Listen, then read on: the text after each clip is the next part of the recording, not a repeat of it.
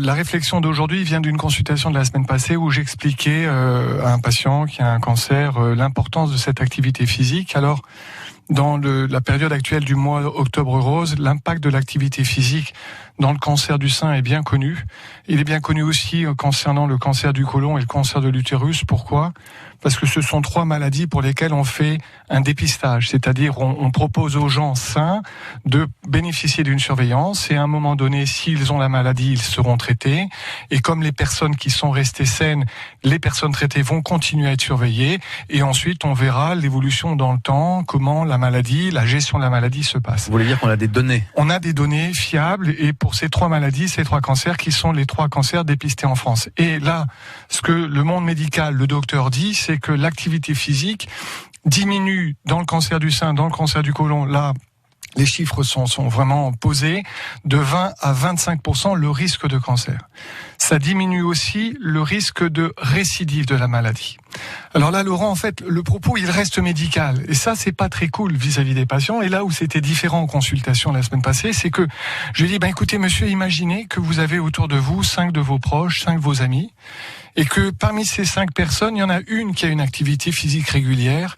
Eh bien, 1 sur 5, c'est 20%. Eh bien, cette personne-là, grâce à cette activité physique, n'aura pas cette maladie. Donc là, ça donne de la vie aux chiffres. Et dans un mois comme celui-ci, le mois Octobre Rose, alors on peut encore inonder les gens, les patients, avec des quantités de chiffres, de données. On parle de données sans arrêt. Bon, voilà, là, je pense que ça donne de la vie et ça, c'est palpable. Alors après, la récidive, eh bien si, parmi vos proches, malheureusement, certaines personnes ont eu cette maladie, un cancer du côlon, un cancer du sein, eh bien, l'activité physique régulière va, chez l'une de ces personnes-là, diminuer, supprimer le risque de récidive. Donc c'est considérable. C'est 1 personne sur 5. Alors c'est, si on veut chipoter sur les chiffres, c'est 1 sur 5, 1 sur 4, entre 20 et 25%. Enfin, moi je prends la valeur basse déjà comme ça, je trouve que c'est très impressionnant. Et ça doit donner du cœur aux gens pour se dire, bon, moi j'ai été malade. Et très souvent les gens, les patients, on traite, ils bénéficient d'un traitement. La maladie était une véritable épreuve et je pense qu'on peut vraiment en parler bien que quand on l'a vécu, et on se rend bien compte, moi je vois bien en consultation que parfois les gens ont d'une certaine façon à ne rien dire, on dit finalement je m'occupe de tout. Voilà, je m'occupe de tout, monsieur, madame.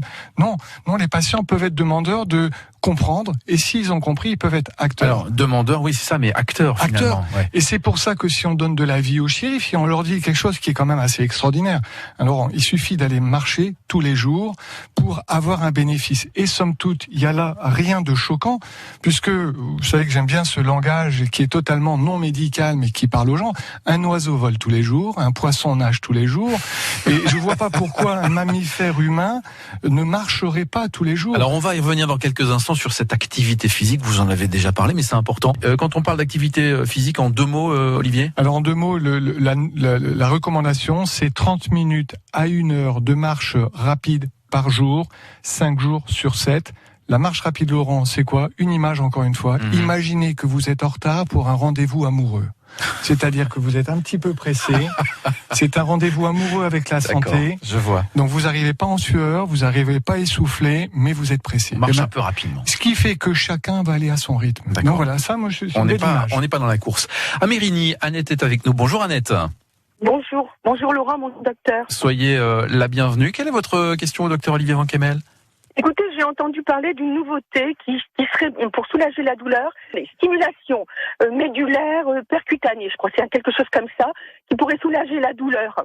Est-ce que c'est quelque chose qui est assez novateur ? Alors, je ne sais pas ce que vous en pensez. Bonjour madame. Écoutez, bonjour. J'ai pas de réponse à vous formuler là-dessus. Je n'ai pas de connaissances pour pouvoir répondre à cette question. Voilà. D'accord. Bon. Le début de la sagesse, c'est de dire quand on ne sait pas. Et là, vraiment, vous avez raison. Il faut le dire. Muriel est adouée. Bonjour Muriel. Oui, bonjour. Je souhaiterais poser une question au docteur. Vous êtes la bienvenue. Merci. je suis pour faire de la marche en extérieur et j'aime beaucoup marcher. Mais j'aimerais savoir s'il est plus bénéfique de faire un sport à l'extérieur et de continuer la marche, ou s'il vaut mieux le faire à l'intérieur chez soi en prenant soit un tapis de yoga, soit un banc musculaire et en faisant une activité à l'intérieur de la maison. Si c'est plus bénéfique de faire chez soi ou s'il vaut mieux continuer à le faire extérieurement. Bonjour madame. Bonjour monsieur. La première remarque, c'est que c'est vrai qu'en extérieur, si l'air est de qualité, on peut vraiment penser que c'est préférable, c'est quand même mieux. D'accord, puisque l'oxygène est le premier carburant de vos cellules, et de ramener plus d'oxygène, de qualité dans vos cellules qui travaillent un petit peu plus à la faveur de l'activité physique, ça a vraiment du sens. À côté de ça, vous savez, parfois on veut le mieux est l'ennemi du bien, c'est-à-dire que si on veut absolument aller faire l'activité en extérieur et qu'on peut pas, et que à cause de ça on ne le fait pas à la maison, c'est dommage. Donc la priorité 1, c'est d'avoir cette activité physique régulière, de veiller au fait que c'est pas l'activité intense qui est vertueuse, c'est la durée, c'est le rythme adapté. Moi j'ai l'habitude de dire aux patients, il y a pas longtemps une dame me disait mais docteur, moi j'aime pas trop le sport, tout ça. Alors toujours ce langage imagé, je lui dis écoutez madame, tous les oiseaux ne sont pas des albatros à traverser les océans, mais tous les oiseaux volent. Vous êtes un petit moineau, madame, volez à votre mesure. Donc l'activité physique ne doit pas être intense à se faire mal. Mais régulière. Elle doit être régulière. Voilà, elle doit être régulière. C'est là où la durée, c'est là le rythme, ce que je disais là tout à l'heure, le rendez-vous amoureux avec la nature. Cette intensité ne doit pas être violente.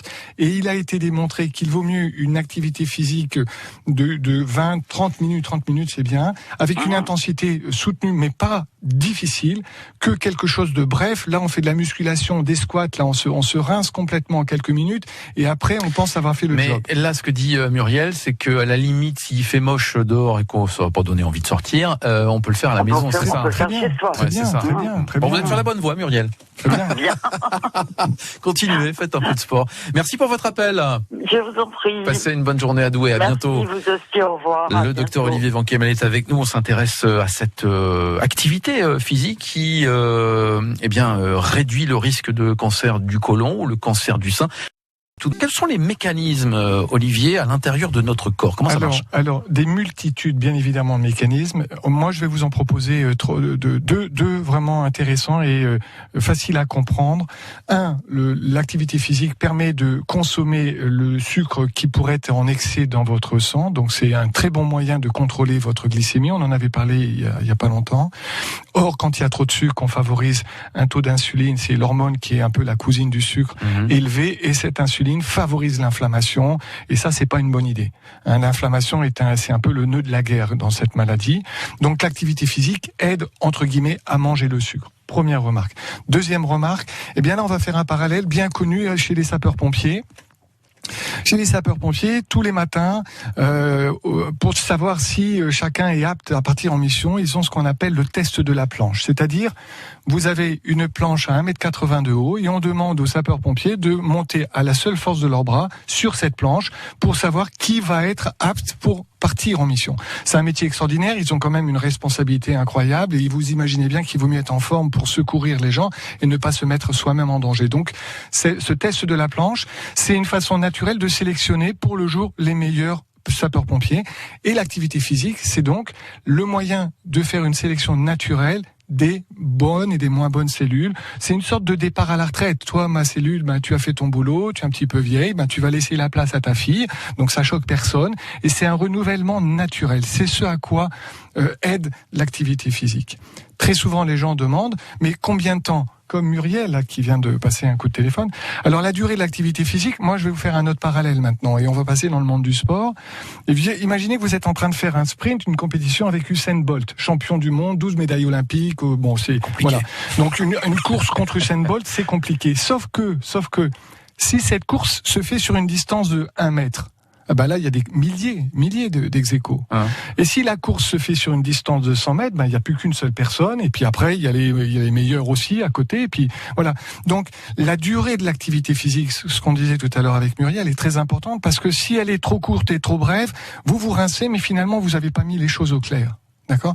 Donc c'est pour ça que cette notion d'une demi-heure à 1 heure, 5 jours sur 7, et il faut lui donner du sens, parce que, comme toujours, Laurent, si on assène les gens avec des sortes de vérités, des notions scientifiques, des publications, tout ça, et qu'on n'explique rien, bilan des courses, les gens, ils ont autre chose à faire, ils sont trop occupés pour pouvoir obéir, alors que quand ils ont compris, écoutez, ça a beaucoup plus de sens. Changer ses habitudes. Les habitudes, c'est clairement l'ennemi numéro 1 de la santé. Et le number 2, on aura l'occasion d'en parler, c'est le sucre, mais ça, c'est un autre sujet. Merci, docteur.